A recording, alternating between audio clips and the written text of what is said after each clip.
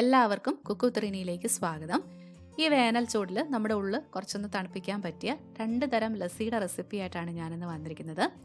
രണ്ടും നല്ല ഹെൽത്തിയാണ്, നല്ല ടേസ്റ്റിയാണ്, പെട്ടെന്ന് തന്നെ തയ്യാറാക്കി എടുക്കാനും പറ്റും. ആദ്യത്തേതെന്ന് പറഞ്ഞു കഴിഞ്ഞാൽ ക്ലാസിക് ലസ്സി, അതായത് നമ്മൾ സ്വീറ്റ് ലസ്സി എന്നൊക്കെ വിളിക്കുന്ന നമ്മൾ വെറും തൈരും പഞ്ചസാരയും മാത്രം ചേർത്തിട്ടുള്ള ലസ്സി. അപ്പോൾ ഒരു ബൗളിലേക്ക് നമുക്ക് 1 കപ്പ് നല്ല കട്ട തൈര് ചേർത്ത് കൊടുക്കാം. അധികം പുളിയില്ലാത്ത തൈര് എടുക്കാൻ വേണ്ടിയിട്ട് ശ്രദ്ധിക്കുക. ഇനി ഇതിനാവശ്യമായിട്ടുള്ള പഞ്ചസാര ചേർത്ത് കൊടുക്കണം. ഞാനിപ്പോൾ ഇവിടെ ഏകദേശം ഒരു 3 ടേബിൾ സ്പൂൺ പഞ്ചസാരയാണ് ഇതിനകത്തേക്ക് ചേർത്ത് കൊടുക്കുന്നത്. അതിനുശേഷം ഈ ടേസ്റ്റ് എല്ലാം ഒന്ന് ബാലൻസ് ചെയ്യാൻ വേണ്ടിയിട്ട് ഒരു നുള്ള് ഉപ്പും കൂടെ ഇതിനകത്തേക്ക് ചേർത്ത് കൊടുക്കാം. ഇനി ഇതിൻ്റെ ആ കട്ടയൊക്കെ ഒന്ന് ഉടച്ചെടുക്കണം. അപ്പം ഒന്നെങ്കിൽ ഒരു ഹാൻഡ് വിസ്കോ അല്ലെന്നുണ്ടെങ്കിൽ ഒരു ഫോർക്കോ ഉപയോഗിച്ചിട്ടൊന്ന് ഉടച്ചു കൊടുത്താൽ മതി. മിക്സിയിലിട്ട് അടിക്കാതിരിക്കുന്നതായിരിക്കും നല്ലത്, കാരണം മിക്സിയിലിട്ട് അടിച്ചു കഴിഞ്ഞാൽ അങ്ങ് വെള്ളം പോലെയാവും.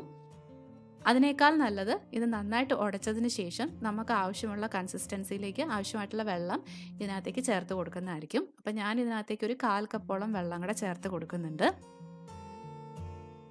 ഇനി ഒരു ഫ്ലേവറിന് വേണ്ടിയിട്ട് ഇതിനകത്തേക്ക് ഒരു നുള്ള് ഏലക്കാപ്പൊടി വേണമെങ്കിലും ചേർത്ത് കൊടുക്കാം കേട്ടോ.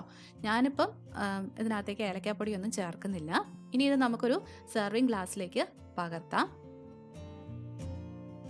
ഒരു ഭംഗിക്ക് വേണ്ടിയിട്ട് കുറച്ച് പിസ്ത ചെറുതായിട്ട് മുറിച്ചതും കൂടെ ഇതിൻ്റെ മുകളിലേക്ക് ഇട്ട് കൊടുക്കുവാണ്.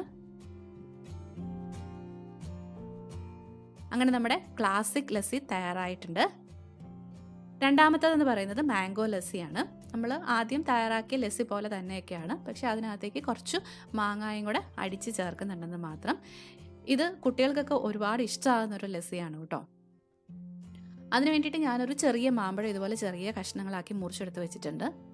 കഷ്ണങ്ങൾ മുറിച്ച് നോക്കുകയാണെങ്കിൽ ഏകദേശം ഒരു 1/4 കപ്പോളം ഉണ്ടാവും. ഇതിലേക്ക് ആവശ്യത്തിനുള്ള പഞ്ചസാര ചേർത്ത് കൊടുക്കുക. അപ്പം മാങ്ങയുടെ മധുരം നോക്കിയിട്ട് വേണം പഞ്ചസാര ചേർത്ത് കൊടുക്കാൻ വേണ്ടിയിട്ട്.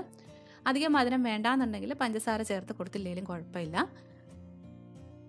ഇതിനെയൊന്ന് നന്നായിട്ട് അടിച്ച് കിട്ടാൻ വേണ്ടിയിട്ട് കുറച്ച് വെള്ളം ചേർത്ത് കൊടുക്കാം. തണുത്ത വെള്ളം ചേർക്കുകയാണെങ്കിൽ നല്ലതായിരിക്കും. ഇനി ഇത് നന്നായിട്ട് അടിച്ചെടുക്കുക. ഒരു ബൗളിലേക്ക് നമുക്ക് 1/2 കപ്പ് തൈര് ചേർത്ത് കൊടുക്കാം, കട്ട തൈര് തന്നെ. അതിനകത്തേക്ക് ഒരു നുള്ള് ഉപ്പും കൂടെ ചേർത്ത് കൊടുത്തിട്ട് നമ്മൾ മുമ്പേ ചെയ്തതുപോലെ തന്നെ നന്നായിട്ടൊന്ന് ഉടച്ചെടുക്കുക. ഫോർക്കോ അല്ലെന്നുണ്ടെങ്കിൽ വിസ്കോ ഉപയോഗിച്ചിട്ട് ഉടച്ചെടുക്കാൻ വേണ്ടിയിട്ട് ശ്രദ്ധിക്കുക. ഇതിനകത്തേക്ക് വേണമെന്നുണ്ടെങ്കിൽ നിങ്ങൾക്ക് 1-2 ഐസ് ക്യൂബ്സും കൂടെ ചേർക്കാം കേട്ടോ, നല്ല തണുപ്പ് വേണമെന്നുണ്ടെങ്കിൽ. ഇനി ഇതിനകത്തേക്ക് ചേർത്ത് കൊടുക്കേണ്ടത് നമ്മൾ അരച്ചെടുത്ത് വെച്ചിരിക്കുന്ന മാങ്ങയാണ്. കുറച്ച് മാങ്ങയുടെ ചങ്ക്സ് ഇതിനകത്ത് കിടന്നാൽ ഒരു പ്രത്യേക ടേസ്റ്റാണ് കേട്ടോ. നമ്മൾ ആ ലസ്സി കുടിക്കുമ്പം ചെറുതായിട്ട് കടിക്കാൻ കിട്ടുന്നത് നല്ലതാണ്. അപ്പോൾ ആ മാങ്ങയുടെ പേസ്റ്റും കൂടെ ഞാൻ ഈ നമ്മുടെ ഉടച്ചു വെച്ചിരിക്കുന്ന തൈരിനകത്തേക്ക് ചേർത്ത് കൊടുക്കുകയാണ്. എന്നിട്ട് എല്ലാം കൂടെ നന്നായിട്ടൊന്ന് മിക്സ് ചെയ്ത് കൊടുക്കുക. ഇനി ഇതിനകത്തേക്ക് ഒരു ഫ്ലേവറിന് വേണ്ടിയിട്ട് ഒരു നുള്ള് ഏലക്കാപ്പൊടിയും കൂടെ ചേർത്ത് കൊടുക്കുന്നുണ്ട്. അതും കൂടെ ചേർത്ത് ഒന്ന് മിക്സ് ചെയ്യുക. ഏലക്കാപ്പൊടി ഓപ്ഷണലാണ്. ഇനി ഇത് നമുക്കൊരു സെർവിങ് ഗ്ലാസ്സിലേക്ക് പകർത്താം.